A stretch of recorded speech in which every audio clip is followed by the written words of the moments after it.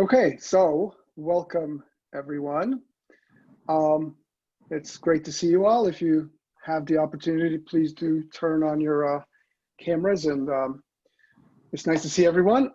Let me just quickly acknowledge the National Science Foundation, and because they're partly funding our efforts here. And I'd also like to acknowledge my co-organizers, Linda Boyle, John Lee, Rafaela Sadoun, or Cher, who's here, and also Manfred Chelagi. And I'd like to welcome Professor Aaron Quigley, who's going to be hosting a panel today.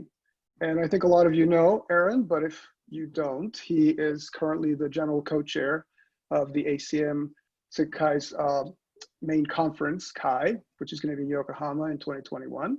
And he's also the incoming head of school for University of New South Wales Computer Science and Engineering in Sydney, Australia.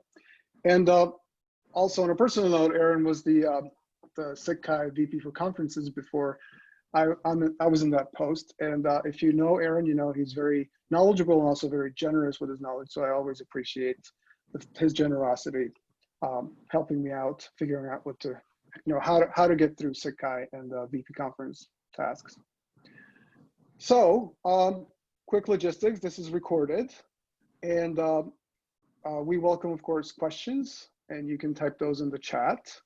And I'll be helping Aaron moderate those questions. And with that, I would like to turn this over to Aaron. Great. Thank you very much, Andrew and Orit and all of the organizers. So I'd like to introduce just briefly the three panelists, and I'll be posing questions to them and then taking some of your questions and putting them to the panel. So first is Mashhuda Glencross, and the reason we have this panel today is partly her fault, because she asked me to organize an event at SIGGRAPH Asia, and the idea for how that might be structured actually gave rise to this idea. So today, thank you, Mashhuda, for your ideas that actually helped give birth to this session today. So I've known Mashhuda for a little while because she's in SIGGRAPH and I'm in SIGCHI, and she recently relocated to Australia from overseas. Next is Geraldine Fitzpatrick, who I've known for a number of years through CHI and SIGCHI, professor in Vienna, but actually currently also here in Australia, so also enjoying breakfast and possibly enjoying, I don't know, maybe, are you enjoying Australian wheat bix this morning, Geraldine? We'll come to that later. And also Geraldine was the former general chair for the CHI conference a few years ago in Glasgow and is on the CHI steering committee now. And finally is Jon Whittle, who we've briefly met before. I've met in person, but not interacted with a lot, but I'll be interacting with more in the months and years to come. So Jon is the dean in the University of Monash, but currently is moving very soon to be the CEO of Data 61. And for those of you in Australia who know the history of NICTA and CSIRO, Data 61 is the best of what was NICTA and that activity here in Australia. So we'll start off with one question to the three panelists. And again, I'll ask maybe Mashhuda and then Geraldine and then Jon to answer, and then we'll dig in and we'll keep on going around. And it's just a conversation. So we're living in pandemic times around the world. And I guess my first question is, how has the pandemic impacted on your traditional 8-hour workday? And we'll start with Mashhuda. Well, it's certainly not 8 hours anymore. It's been like, basically hard to separate work life from home life. I am working in my home, and also, in order to support students, we're using various technologies like Slack, and so it's very, very easy to respond even in the evening to queries, because they come straight to your phone. So it's certainly not an 8-hour work day anymore. It's every waking hour work day. So Geraldine, the same question to you. So thanks, Aaron. I just first an observation. I just think it's funny that I'm the real Australian, and all the other people, but I'm not actually in Australia, and all the other people who are in Australia aren't Australians, but I'm supposed to be in Austria. So that's, so that affects my 8-hour workday, because the overlap between the Austrian working day and my working day realistically is about 4 to 6, 4 to 7 in the late afternoon, my late afternoon here, that coincides with their morning. So actually what I've found is for the first time in a long, long time, I'm actually working my normal hours. I mean, like what I'm contracted to work. I could be working a lot more because there's a pile of things I keep sort of, they're on my list that need doing. But because I've got more control over the working day, and I'm in a situation where I don't have kids, and I know that the stories that you hear from different people, everyone has very different experiences if you've got kids that you're trying to negotiate around as well and look after. So I don't have kids, and so because I know that my working day is going to end later, we do get out and go for a walk or a run or a cycle around the bay of the water that you see behind me. So I don't start my working day until about 11ish, and then I finish about 7ish, because we're also in a physical situation where I'm working in a very small shared open living area that has our kitchen and dining and lounge room, and so it's not fair to my partner if I'm trying to do calls and that late at night. And unlike Mashhuda, I don't have my email on my phone. Well, it is there if I need it, but once I close my laptop at night, that's it. So that's been a real revelation, that I thought I'd cut back my working hours a lot before, but I realized I hadn't, because I would often start at 8 or 9 in the morning and still finish at 7 at night. And I also realized my job can't be done within 8 hours a day, at least in terms of what I've taken on at the moment as commitments. And I know that we have a lot of control over that. So yeah, so I actually am doing 8 hours. Yeah. And Jon, so how has it impacted your 8-hour workday? Sure, thanks, Aaron. So those that know me know that I've always been very particular about work-life balance. So I had an 8-hour workday. I did have an 8-hour workday before. I still have an 8-hour workday, but what I would say is that the nature of that 8-hour workday has changed. So as you mentioned in your introduction, I'm currently a dean, and working from home for the last 3 months has made me realize how much of my dean job was really kind of ceremonial, I guess I would describe it. So, as a dean, you're asked to attend lots of meetings or shake lots of hands or go to lots of events and dinners and things like that, I'm not saying they're not useful, but they just take up a lot of time. And of course, most of that has not been happening, which means that I've actually been a lot more efficient in getting, actual work done by working from home. The other thing that I've noticed is that I still have a lot of meetings, as of course we all do, but my meetings are now shorter. So I kind of discovered fairly early on that the kind of standard 1-hour meeting, once you transfer that to Zoom, it becomes a real slog, So we started experimenting and said, let's try do kind of meetings in 30 minutes instead of an hour. And guess what? We realized that we got through the same amount of material, which is great. And then the third thing that I've noticed that it's really enabled me to do, I've been experimenting a lot with kind of multitasking. And I found that I'm able to do things while I'm attending Zoom meetings that I wouldn't normally have been able to do had I been in the office. So just to give you 2 examples of that, again, as a dean, I have to attend academic board every few weeks, which is what university senators are sometimes called, which are these, marathon long meetings with, about 100 people, and most of the time you don't really say much. So I discovered pretty early on that I could actually make soup at the same time as attending academic board. I could just turn off my video and turn off and mute myself. And if I needed to say something, I could leave the soup and come back in. And then the other nice example, which I discovered a couple of weeks ago, so I was actually attending a virtual conference and listening to some talks. And I really wanted to go for a run around my local neighborhood. And then I thought, hey, you know what? I can do both. So I put in my headphones, got on Zoom, went for a run and listened to the conference presentation while I was running. So it's been fantastic, actually, I have to say. So that leads me to my next question is, do you have questions for each other on these, on your answers rather than me? Or observations? Geraldine or Mashhuda or Jon, anything that you've said to each other that you want to follow up on?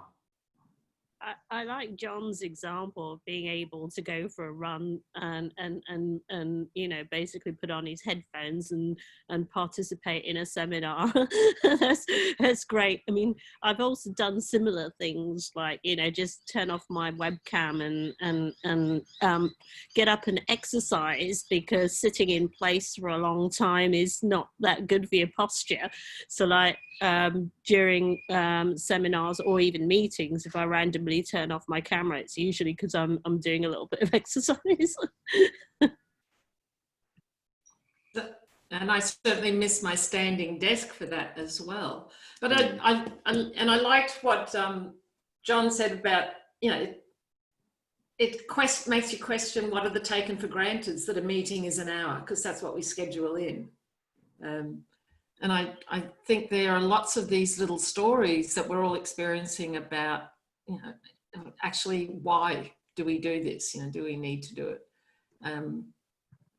Yeah. So that leads naturally to the next question, which is the why. Okay, so I also do what Jon does. I actually listen to a lot of grant talks. And actually the reason I go running is so that I can't be doing something simultaneous. So I do the running and I do the grant listening, and I really pay attention to what people are saying, because then it focuses my ears on that and then my eyes on the road. But so, has this, sorry, go ahead, Geraldine.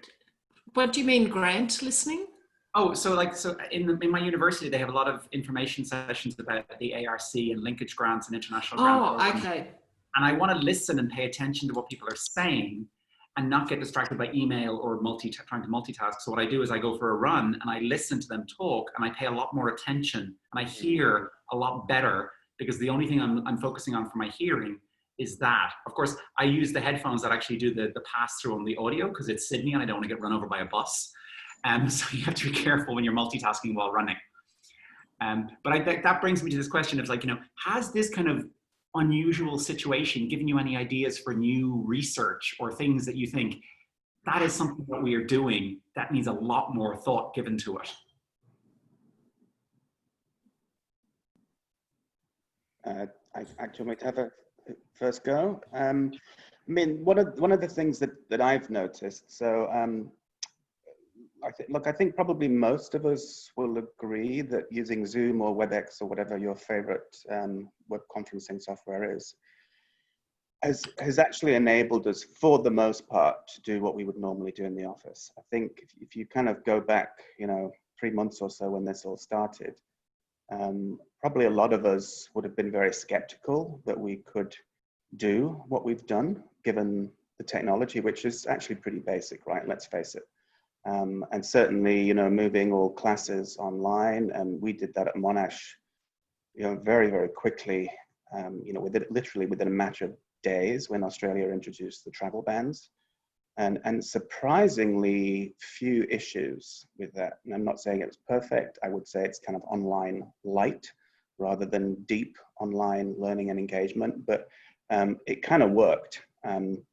Similarly, you know, as Dean, we started running kind of weekly town halls with our staff, just to kind of try to keep people connected and keep them, you know, updated on what was going on with the various kind of COVID-related impacts. And, you know, I've got a lot of staff in my faculty, so when I first suggested that let's do a Zoom town hall, you know, people looked at me like I was crazy, because we're talking, you know, 250, 300 participants.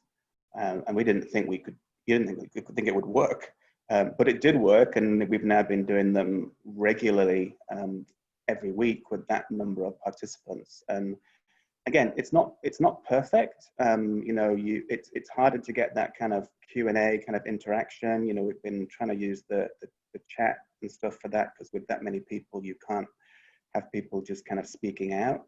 But it's been successful in the sense that we're actually planning to continue those town halls on a kind of bi-weekly basis. even once this is all over, because it's just a good way for people to be connected, and people can't necessarily come and be in the same room anyway.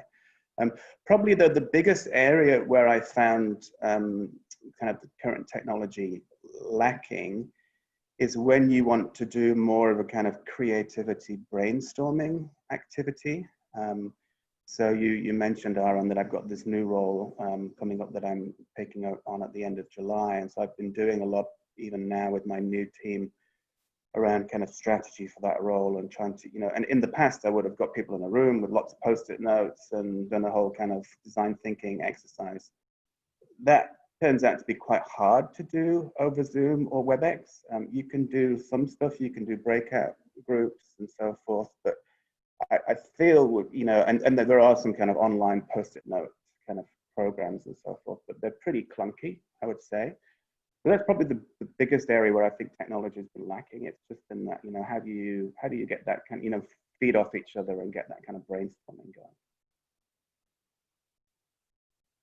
Geraldine or Mashhuda? So Geraldine. So one of the tools that a colleague at another university has really been singing the praises of is Miro, M-I-R-O, for doing this sort of creative brainstorming. And so we're actually going to have a group meeting next week where we reflect as a group on what are our lessons from this whole period and what do we want to take forward. And we're going to experiment with Miro. So I've not used it myself. But the question of sort of what new research. So on the one hand, I feel a little bit, not bad. I'm aware that I've not been as research focused in this time. I've just been more getting the basics done. But if I think of breakdowns or troubles as often initiating the questions that lead to research, then one of the things that's been hardest and that we've missed, and I had a PhD student comment to me on this just the other day, was just the informal interactions. I think we've done well with our meetings and Zoom and etc. for the more functional aspects of work, but it's the running into someone in a corridor and just getting a sense of how they're going. It's the quick question when someone drops in, because I always have an open door policy back home, back in Vienna. So, it's the quick question that someone will just drop in with, or a quick sense check, or, just be that sort of day-to-day contact, or hanging out in the lunchroom together. And so that's exacerbated. I see my group doing a lot of this on Slack when they were all working from home. That was quite active, and there was lots of fun stuff going on, and also some work support. But I felt like I missed out on that being asynchronously sort of out of time zone. And so I guess having worked in CSCW, which is looking at supporting collaborative work, remote work, since the late 80s, early 90s, God, that's a bit scary, since 90s. We've always talked about how to support informal interaction, but I don't know that we've got it yet. There's lots of aspects that we miss. So I think that could be an area for future research, but how do we complement the sort of very sort of function-focused aspects of meetings with more relationship building and community and collegiality building and connecting. And Mashhuda? Yeah, I think I agree with what Geraldine just said about like ideas in and around how to support the informal interactions in particular. I'm a bit different in the sense that I set up a startup many years ago with a bunch of colleagues and friends, and the startup is still running, but all of us have moved to different parts of the world. And so before the pandemic, we were using Zoom quite heavily.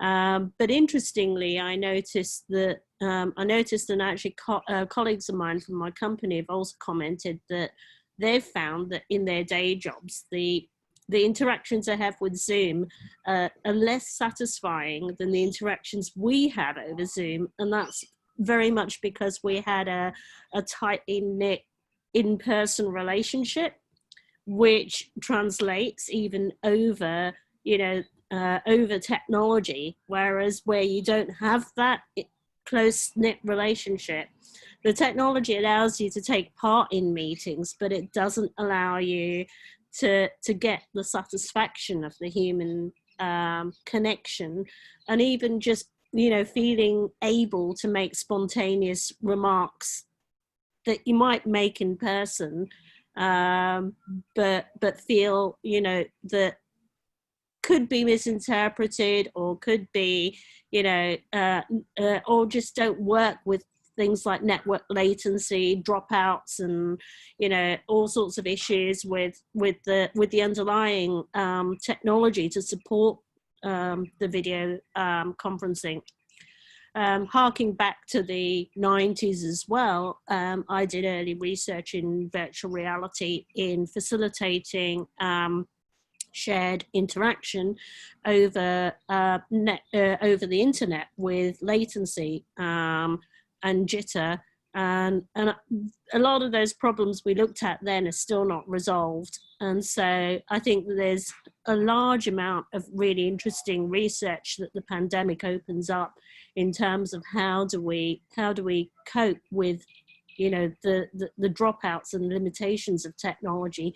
We do rely a lot on people's body language and facial expressions and things when we have communications, and we miss a lot of that over video conferencing too. We miss the response feedback from people nodding unless everybody's got, you know, their cameras on and things, and that really does impact a lot on what we can actually achieve through remote working.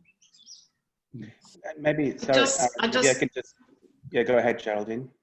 Now, I just see Diana Tosco's written a lovely comment that I hadn't seen before we both spoke, that reflects this as well in the chat window.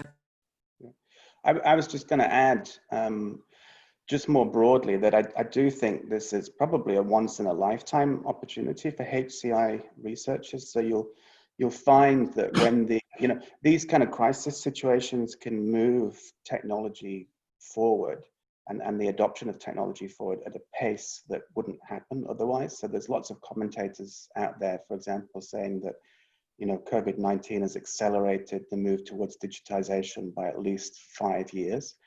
And I think we're going to see, lots of opportunities for interesting research, not just in the kind of web conferencing tools and the functionalities of that, but also more broadly in the digitization of various industries and the role that HCI and UX and so forth plays in that. And of course, which Mashhuda was kind of hinting at there, the kind of more socio-technical questions, because there's a whole range of fascinating questions here about, you know, how does this affect our well-being? Are we more or less productive using these tools, you know, and other questions like that I think researchers are going to be able to get their teeth into for years to come, because this is not, we're not going to go back to normal. This is not just going to go away. Okay, so go ahead, Geraldine. I was just going to, just a very quick comment. I think one of the things that I'd love to see us move to is the questions you asked, John, are really good ones, and our instinct is to look for the yes, no, it's pink, it's black answer. And what I would love us to do is to take a more nuanced approach and unpack, when is it more productive for whom, under what circumstances, and when is it less productive for other people, under what circumstances. And because we know that technology isn't deterministic in any way, and I think we've got this sort of mass population experiment to really unpack what are the different socio-technical factors that impact outcomes. So before we move to the audience questions, I will just point out there's an excellent paper by a young Scottish scholar. Her name is Anne-Marie Mann, where she studied technology in schools and classified it in terms of support for functionary activities, which is a lot of what we're talking about now. But she also came up with this classification of where technology can be your friend, but also when it can be your foe. And I'd encourage you to read her paper to see those kind of three views, because a lot of what we're dealing with now is the functionary, but the friendly, the support for the kind of impromptu interactions, we don't have that. But of course, there's also a lot of examples of where technology can be a foe. So I think her classification of the use of technology with children in schools is quite an elegant way to think about this. But I'll ask Andrew Kuhn if he could give us one of the first kind of top questions that we have from the audience. Why don't I do that? And Aaron, if possible, if you can put the name and the maybe paper title into the chat. Sure. I'll paste that in now as you ask. Yes. So actually, Diana, you and I have spent a lot of hours on Zoom together, and so maybe you can just walk us through your comments, and maybe we can start the discussion again from there in terms of, just being tired of being on Zoom, right? Yeah, sure. I know Geraldine and Mashhuda kind of already addressed this, but I find so much of this fatigue. Oh, my work day has basically started at 11, and until 4 p.m. I could be on Zoom all day, most of the days.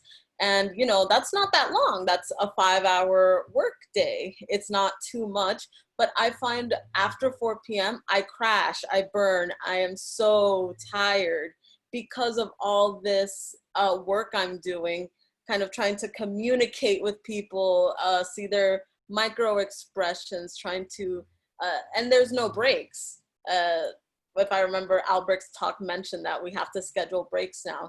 And there isn't that kind of informal bonding moments you would normally have in the lab. Or these side conversations where I find most of the personal connections happen. So how do you keep a sense of community in the workplace when I'm tired of Zoom, and I'm tired of Zoom for this long, and when you don't have these informal pieces of interaction? How do you all do So it? I think it's actually the same set of principles as managing your work life before all this happened. So fundamentally, it's about taking control of your workday, because it's easy, right, for all of us to just kind of fill the workday with Zoom meetings, and it's kind of the default thing to do. But I would recommend people kind of actually sit down and plan what they want their workday to look like. And then that will kind of help you to do things like schedule breaks. So that's certainly something that my university is doing, rather than having, hour-long meetings. It has 45 minutes, so you've got then 15 minutes of breaks. But, maybe you limit yourself to a certain number of Zoom meetings per day. Or the other thing that I've noticed helps is to use different forms of communication. So sometimes I just pick up the phone, for example. And phone's an interesting one because, of course, it's an older technology, but it's a very different vibe speaking to one or even multiple people on the phone than it is over Zoom. It's one kind of sensory experience, so it's a lot less fatiguing, actually. It does. I think it gives you more of that kind of social connection. And one of the interesting things that often happens is I'll be in a kind of Zoom meeting with a group of people, but then I'll pick up the phone to an individual who was in that meeting afterwards and just have a kind of 30-second kind of debrief wrap up. And that somehow seems to give me that kind of, end of meeting kind of social interaction that you would have if you're in the room, but in a way that you could actually use technology, albeit very old technology, to do it. How are the phone connections in Australia? So one thing that I had this interesting experience when my family and I moved to Hungary for 6 months. And when we got our local phones, I called my wife, and I was startled when she picked up because I felt like she was standing next to me, because the sound quality was superb. And I never get that. I was on the phone today with a colleague, and I just couldn't understand what she was saying. I constantly had to ask her to repeat herself. And I don't know if that's everybody else's experience in the US. I see Divya is sort of perhaps disagreeing with me, but maybe you have a better service. I need to talk to you, but I don't know. What is your experience about that? For me, it's quite good, but I think you might be experiencing the fact that some of the communication that you're having is probably VoIP. So it's actually been encoded and then sent across a network and then put back out again. Whereas I think in Australia, a lot of the 4G networks aren't, the backbone isn't necessarily going over the internet. Locally, I'm sure it is. Like if I called John in Melbourne, I'm sure it would, some of the traffic would go across, you know, parts of the internet infrastructure. But again, we'd have to talk to the telco operators to determine that. But yeah, I find the audio quality here very good. And like you, I use it a lot. Geraldine? So just another thing, I love the picking up the phone, because I think we forget, and I try to do that regularly, just even when I am back in Vienna or going and walking to someone's office, which we can't do now. But to complement some of those sorts of ideas, some of the people in my group started a morning hangout. So everyone would just connect in on Zoom at 9 o'clock with their cup of coffee going, I haven't woken up yet, you know, and just hang for a bit, and people would just drop in and out. So I would always try to join that because it was my 5 o'clock here. And what I've been trying to do as well, because I know that the whole group thing, you don't have that same sort of connection with people.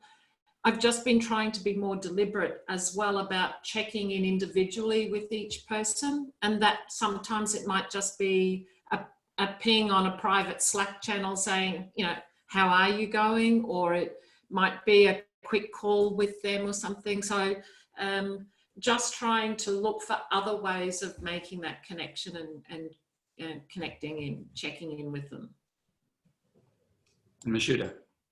Yeah, like Geraldine, what we've done is we've got like a Slack channel for in which, you know, people will just put random stuff. So we use newspaper articles, you know, connecting with each other on, like, you know, things like what's your favorite kind of top favorite music tracks, what you know, things like that. Just social kind of interactions.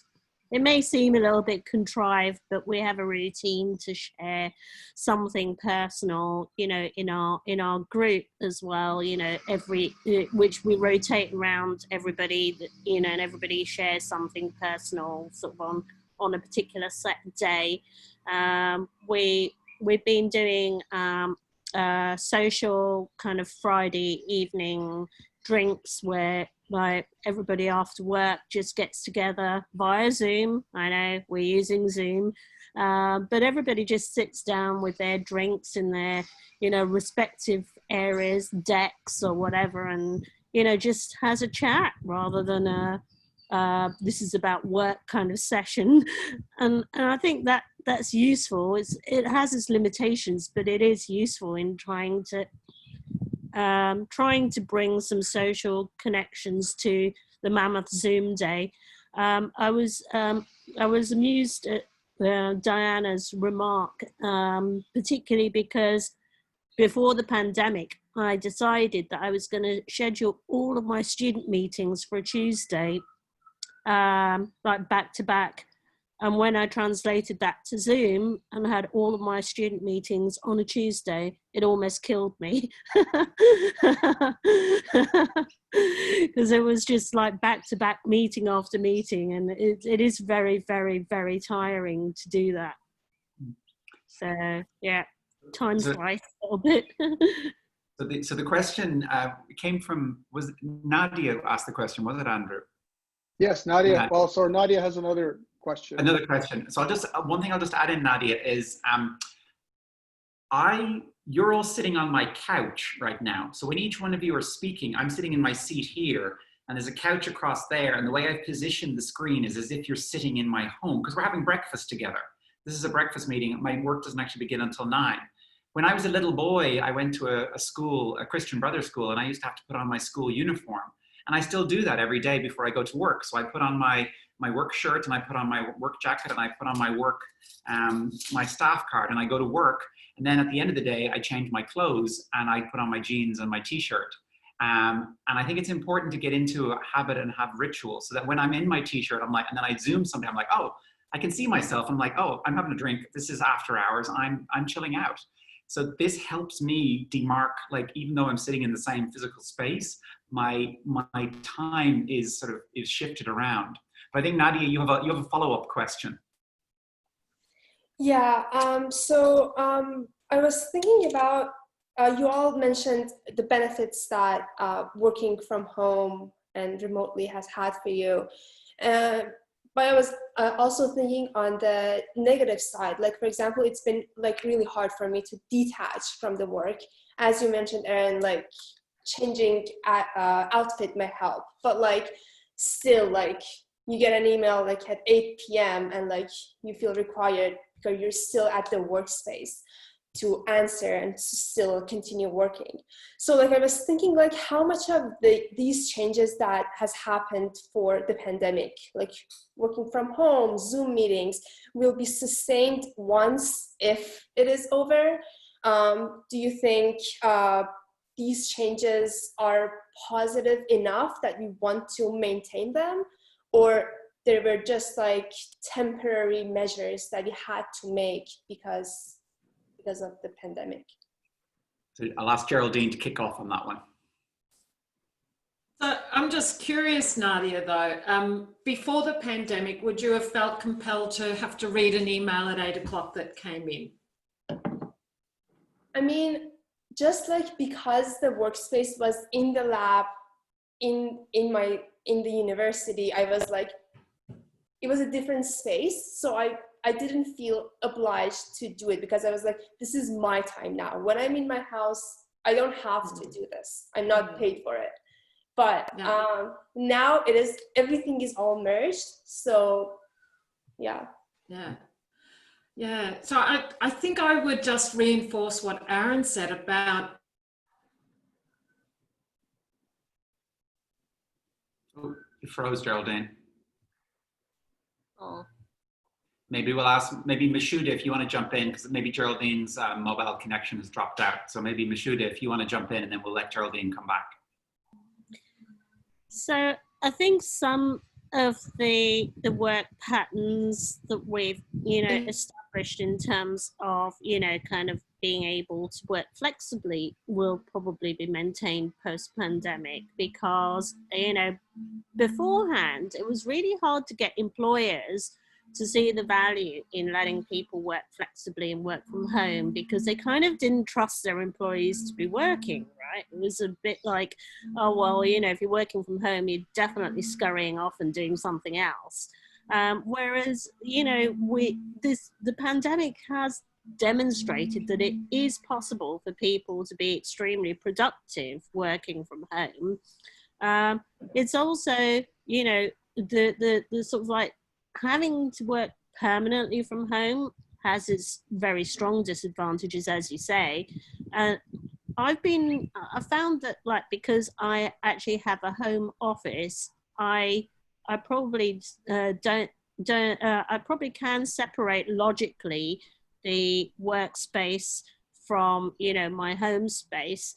But I'm lucky because I do have a separate room to go in and work in, whereas my husband works in the bedroom, and so he has less of a separation because we can't be both in the same room doing Zoom calls in parallel and things like that. So I think that, we will see change in terms of employers' kind of acceptance of people being able to work from home. What that will translate to in terms of things like infrastructure and real estate, like, do you need offices that are as big?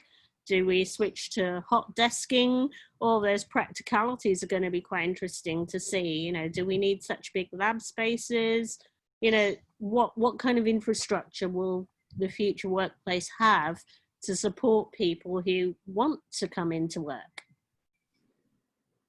And John. Sure.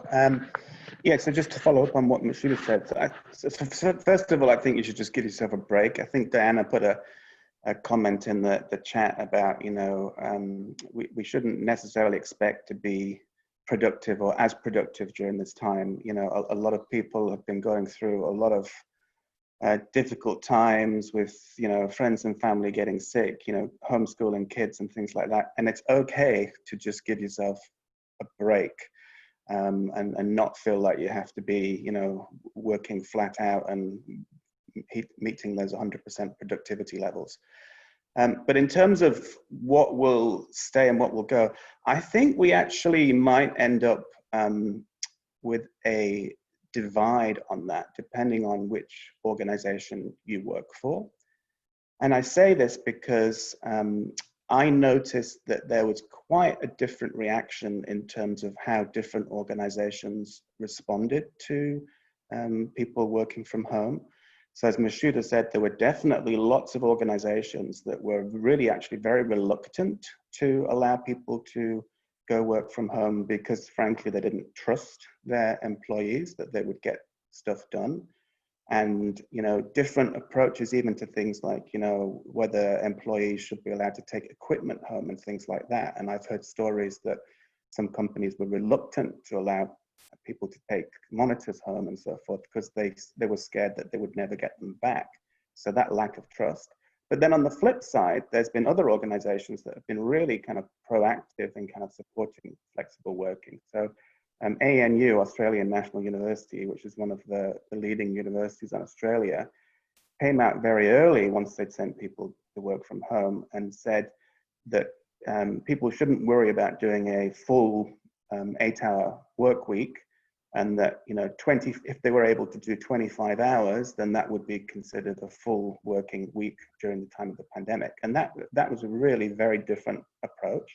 And so I suspect that as life returns to a new normal, there'll be those kind of organizations that can't give up the kind of the old ways and still have that lack of trust. But there will be other organizations that see this as a great opportunity and support their employees and so forth. And so it's gonna raise interesting questions, I think, for all of us about what type of organization we want to work for. So we've only got about 15 minutes left, and there's one area that I really want to get into because it was one of the reasons why I asked kind of a group of people who were geographically in the same zone to come into this panel. So for everyone else on the call, those of us who are in Australia right now, we're in the future. So hello from the future. Some of you are 8 hours behind us, 9, 10, 14, 15, 16 hours behind us. And at the moment, basically between 10 and 15% of the world's population are awake in Wednesday. Of course, lots of the world's population are awake in Tuesday, but in the future, about 10 to 15% of us are awake in Wednesday. And over the next 3 hours, 50% of the world, 50 to 60% of the world's population are about to wake up, all through China and India, all through Southeast Asia, into the Middle East. So in the next few hours, as many of you maybe in Europe and in North America are starting to go to bed, by the time you're asleep, 50% of the world is awake and starting to work. So my question to the panel is, like, the world is turning. There's these pockets of world population spread out, like 50% in that time zone, about a quarter around Europe and Africa, and then about a quarter around the Americas. Like, how do we take advantage of that better now that we're all just pixels on a screen working from home? How do we take advantage of that to kind of improve the world? And how do we, how do we use that to our advantage? We'll start with maybe Mashhuda or Jon. Whoever puts up your hand first can go first, because I think we've lost Geraldine, and I'll send her a message. Unless she's gone to audio. Mashhuda. I'll go with that. So sorry about the bird. My best experience of working across time zones was with a colleague of mine, Greg Ward, when we were working on a research project together. And basically I was in Europe, he was in North America. And so I would work during my day, commit all my work into a repository. He would pick it up when he woke up, and he would work during my night. So we were essentially doing a 24-hour work day between the two of us, which was massively, massively productive. It is hard to do that though. I do have meetings with colleagues in the US, which are at brutal times for me. I have meetings with colleagues in the UK, which are also sometimes at brutal times for me. And so it means I kind of have to work quite asynchronously in a way, right? I have to time slice my day into, you know, blocks in the morning when I work with people in the US, blocks during the day when I, you know, do a normal day here, and then blocks during the day in the evening when I'm working with colleagues in the UK. And I guess, you know, I'm lucky in the sense that I don't have, you know, to look after children. If I had to look after children as well, that time slicing would be really quite difficult. So, and John, how are you finding the time zones? Yeah, so first of all, welcome to the future. The future is wonderful, I am glad to assure you. Look, I mean, technology can't change time, unfortunately. So I don't think we're going to solve the problems of time zones. I mean, I guess the one comment I do have is that, you know, a lot of conferences now are going virtual, and I hope actually that even in, you know, a year or 2 years or 3 years from now, that conferences will continue to offer a virtual model. Maybe it's a hybrid model, so you can go there physically if you want, but you can do it virtually, because certainly living in Australia, you know, traveling to a conference in Europe or North America, you know, that takes up a lot of time. I mean, it's the most bizarre experience to be flying back from Europe, and you basically lose 2 days of your life because the clock goes forward, and you feel like those you know, those people when they changed the calendar from the Gregorian to the Julian calendar, I think it was, there were riots on the street because people thought that they'd lost a day of their lives, and it's kind of the same experience. But I think conferences actually need to take into account the fact that people are in different time zones, and I've seen two different types of conferences right now. The first type of conferences are the ones that said, well, we were going to hold this conference in Europe, so we're going to hold it virtually now, but do it in the same European time zone. And that, of course, kills poor people in Australia like us.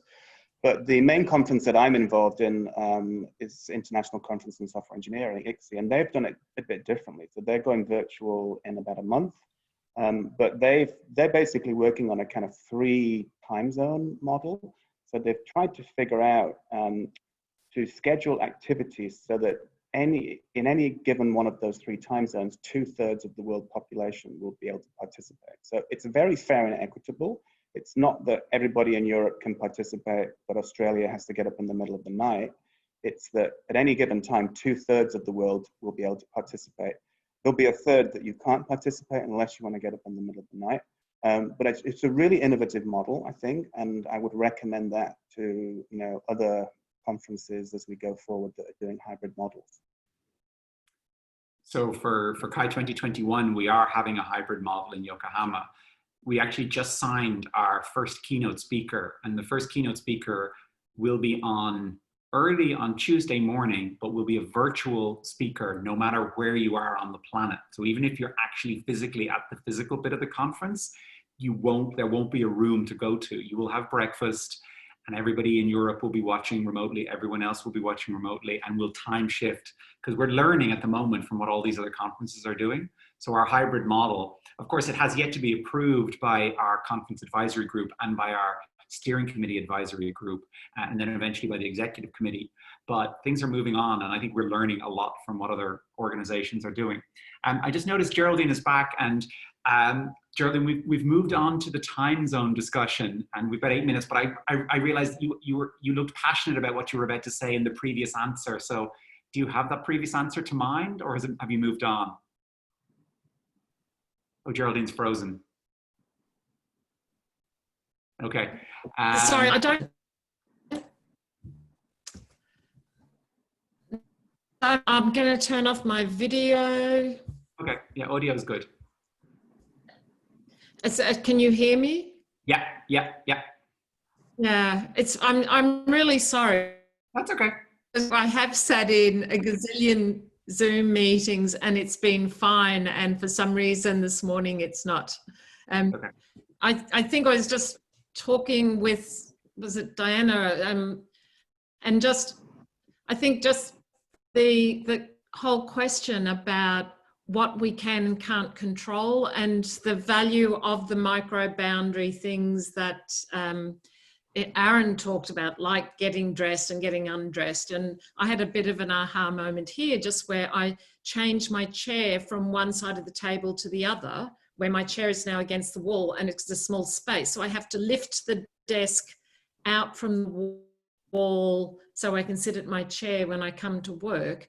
And then there's a ritual of bringing the desk back to the wall at the end of the day, and that helps. And I think, you know, whether it's COVID times or not, I think really thinking about what are our protected times and prioritizing them. And we do have control, and sometimes it might involve telling other people that, you know, if you really need to contact me after hours, you need to send me a text message to tell me to look at email, because I won't be doing it. I know, sort of manage expectations of people around you, because if we keep responding after hours, people will expect it.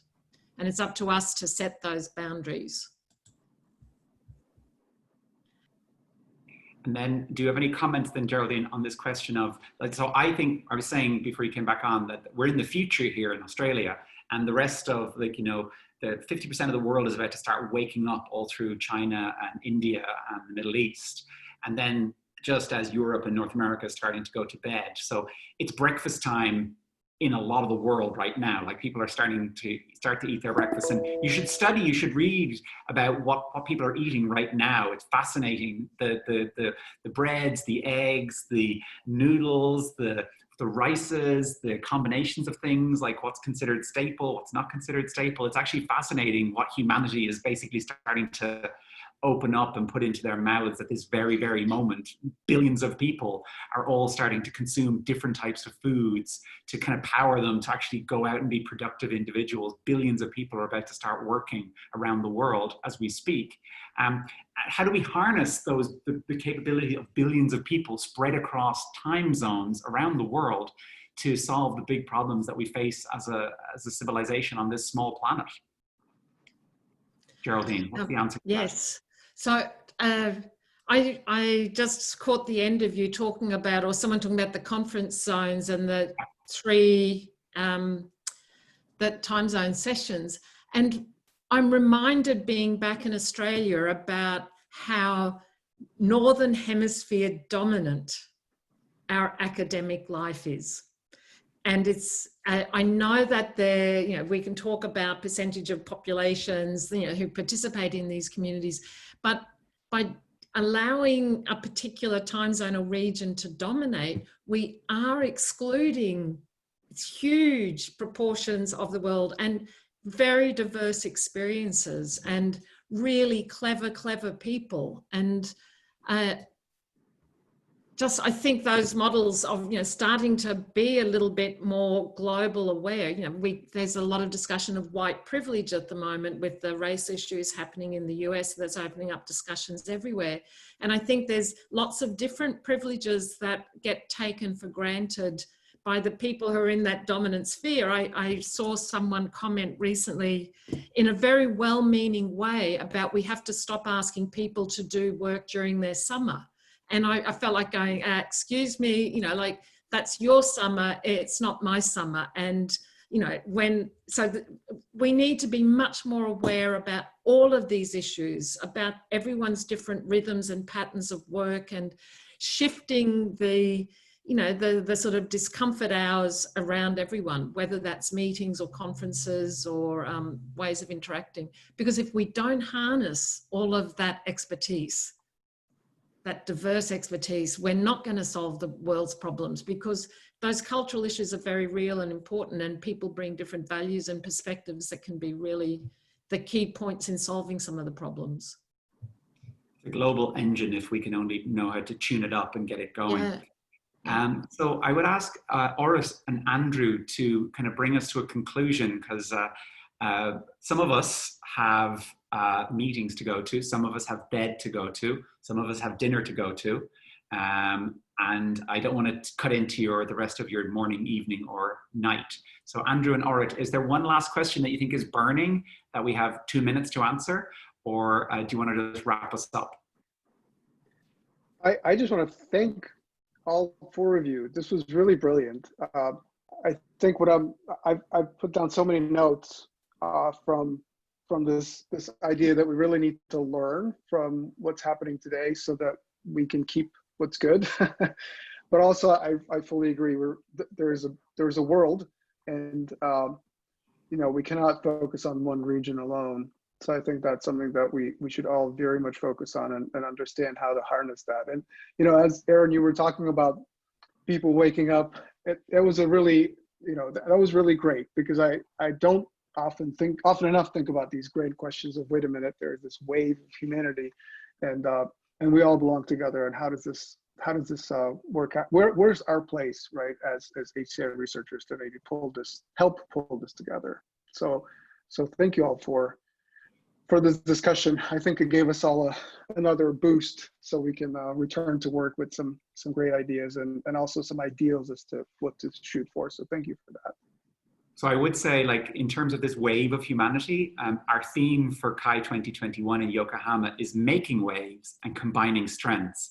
And it very much comes from that sense of the waves of humanity and the different waves of technology and the different waves that we can all bring together. So the deadlines are coming up in September, and there's many opportunities to come to the CHI 2021 conference. So please submit your best work. And it's a hybrid conference. No matter where you are, as long as you can get online, you can attend in Yokohama. And we are thinking about you. If you're sitting today in Germany, we're thinking about you. If you're sitting in Durban, we're thinking about you. If you're sitting in Johannesburg, anywhere, Middle East, Latin America, you name it, we're thinking about how do you participate in the conference, and that you don't get exhausted on an 8-hour Zoom session. We are thinking about you now. So thank you to my fellow panelists. Thank you to the panelists. I appreciate your time, and hopefully it was a good conversation. It was nice to see you all. Enjoy your day. And thank you, Andrew and Orit, for inviting us to do this. It was great fun. Thank you. Thank you. Thank you. See you. Thanks, Geraldine. Thanks, John. Thanks, Mashhuda. See you soon.